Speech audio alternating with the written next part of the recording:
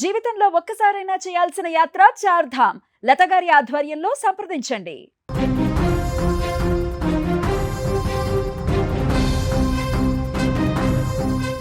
హైదరాబాద్ మహానగరంలో నిత్యం ట్రాఫిక్ నరకంలో నలిగిపోయే సామాన్యుడికి తెలంగాణ ప్రభుత్వం తీపి కబురు అందించనుంది.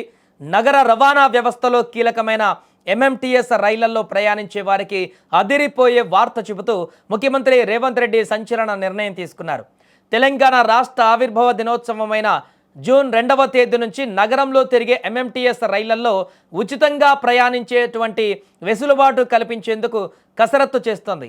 ఈ నిర్ణయం భాగ్యనగర వాసుల జేబుకు ఉపశమనాన్ని ఇవ్వడమే కాకుండా నగరంలో పెరుగుతున్నటువంటి కాలుష్యానికి, ట్రాఫిక్ కష్టాలకు శాశ్వత పరిష్కారం చూపే దిశగా అడుగులు వేస్తోంది. ఇక నిజానికి గత కొన్నేళ్లుగా ఎంఎంటీఎస్ రైళ్లు ఆదరణ కోల్పోతూ వస్తున్నాయి. ఒకప్పుడు రోజుకు 1,00,000కు పైగా ప్రయాణికులతో కిటకిటలాడిన ఈ రైళ్లు ప్రస్తుతం సరైన సమయపాలన లేకపోవడం, రైళ్ల సంఖ్య తగ్గడంతో వెలవెలబోతున్నాయి. ఈ పరిస్థితిని మార్చాలని నిర్ణయించుకున్న సర్కార్ ప్రయోగాత్మకంగా ఏడాది పాటు అందరికీ ఉచిత ప్రయాణాన్ని అందించాలని సంకల్పించింది. ఈ పథకం కేవలం మహిళలకే కాకుండా పురుషులు, విద్యార్థులతో సహా అందరికీ వర్తిస్తుంది. దీని ద్వారా మధ్యతరగతి మరియు పేద వర్గాలకు రవాణా ఖర్చులు పూర్తిగా తగ్గిపోనున్నాయి.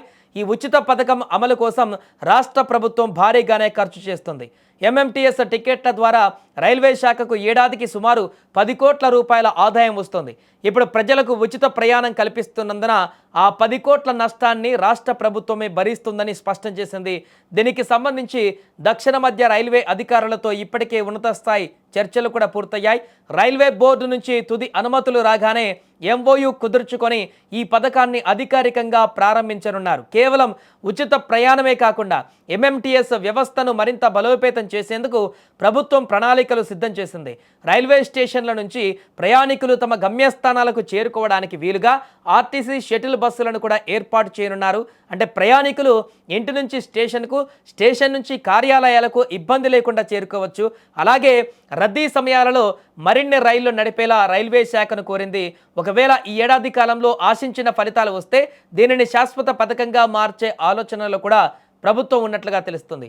మొత్తానికి జూన్ 2 నుంచి హైదరాబాద్లో కొత్త ప్రయాణ శకం మొదలు కాబోతోంది.